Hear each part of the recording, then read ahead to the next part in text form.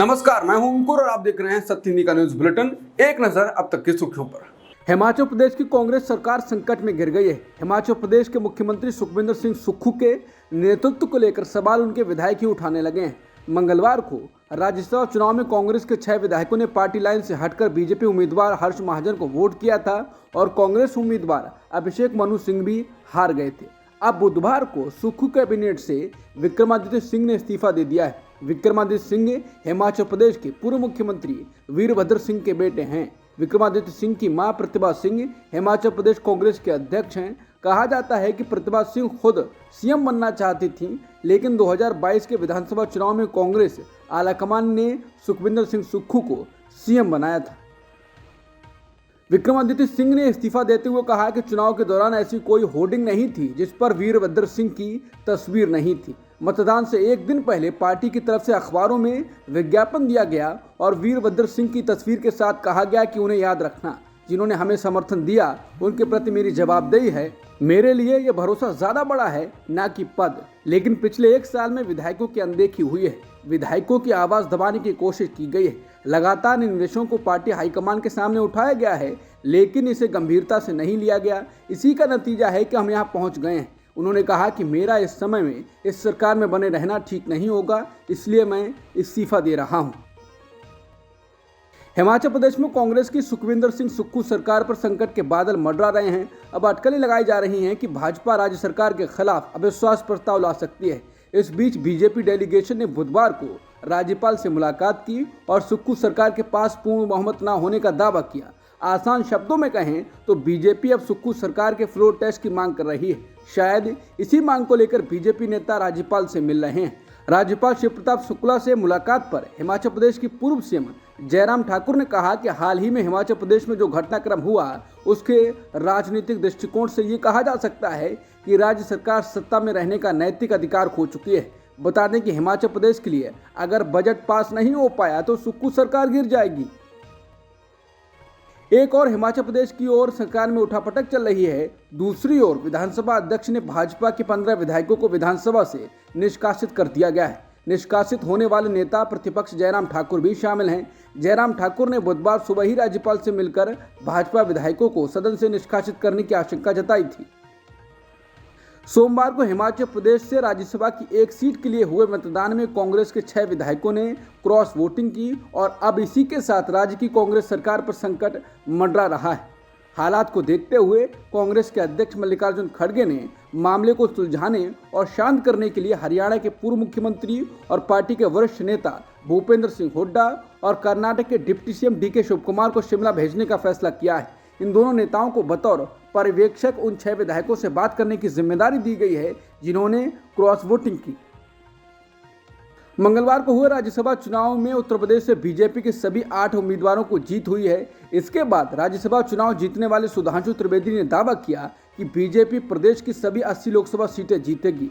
समाचार agency PTI से बात करते हुए त्रिवेदी ने कहा, यह बहुत खुशी की बात है कि हमारे सभी 8 उम्मीदवार जीत गए हैं। जाहिर है ये भविष्य की ओर इशारा है और हम राज्य की सभी लोकसभा सीटें जीत रहे हैं। इस बार एनडीए 400 के पास होगी।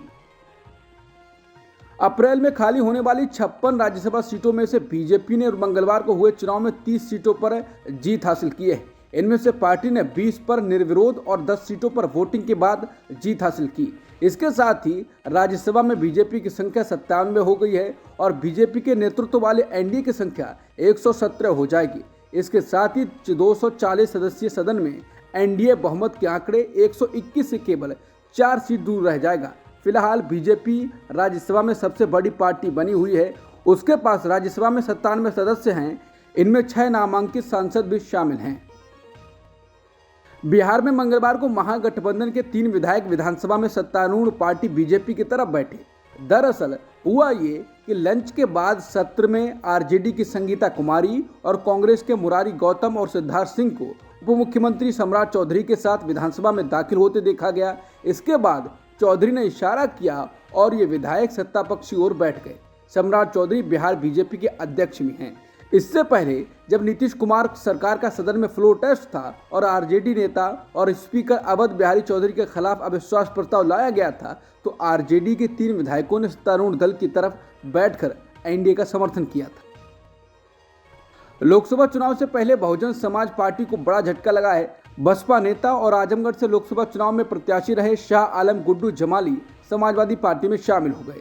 जमाली के सपा में शामिल होने पर समाजवादी पार्टी के नेता शिवपाल सिंह यादव ने कहा कि हमेशा उनका सम्मान रहेगा।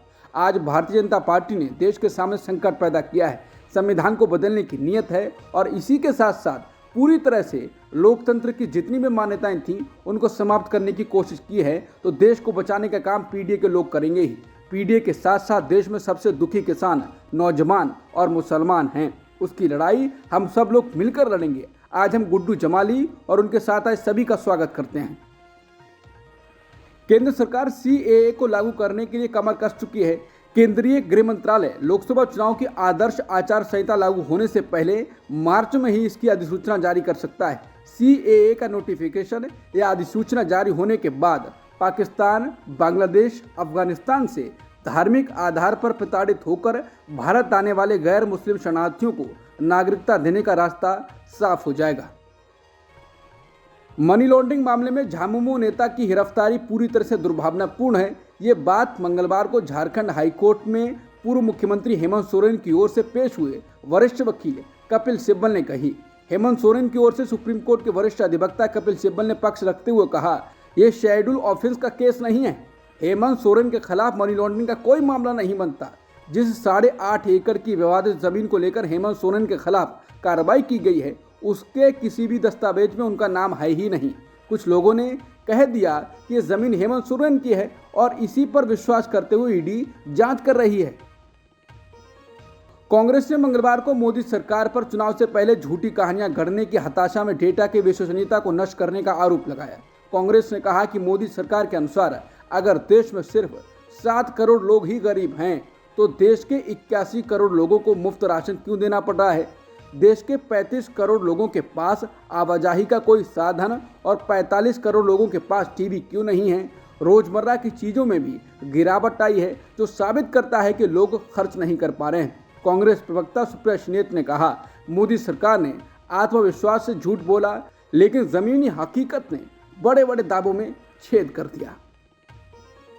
मणिपुर में ताजा तनाव बढ़ने पर सेना को बुलाया गया है। मेती संगठन अरामबाई तेंग गोल के कार्यकर्ताओं द्वारा पुलिस के एक वरिष्ठ अधिकारी का उनके आवास से कथित तौर पर अपहरण करने के उपरांत असम राइफल्स की 4 टुकड़ियों को इम्फाल पूर्व में तैनात किया गया। अधिकारियों ने ये जानकारी दी। मद्रास हाईकोर्ट ने तमिलनाडु के पूर्व मंत्री वी सेंथिल बालाजी की जमानत याचिका खारिज कर दी। बता दें कि तमिलनाडु के मंत्री वी सेंथिल को मनी लॉन्ड्रिंग मामले में ईडी ने गिरफ्तार किया था। जानकारी के अनुसार न्यायमूर्ति एन आनंद वेंकटेश ने बालाजी की जमानत याचिका खारिज कर दी है। पूर्व प्रधानमंत्री राजीव गांधी की हत्या के मामले में दोषी करार दिए गए संथन की दिल का दौरा पड़ने से बुधवार को मौत हो गई। सरकार के एक अधिकारी ने ये जानकारी दी। संथन को उच्चतम न्यायालय ने बाद में रिहा कर दिया था। अब तक की सुर्खियों में इतना ही। बाकी खबरों के लिए बने रहिए सत्यहिंदी.com के साथ।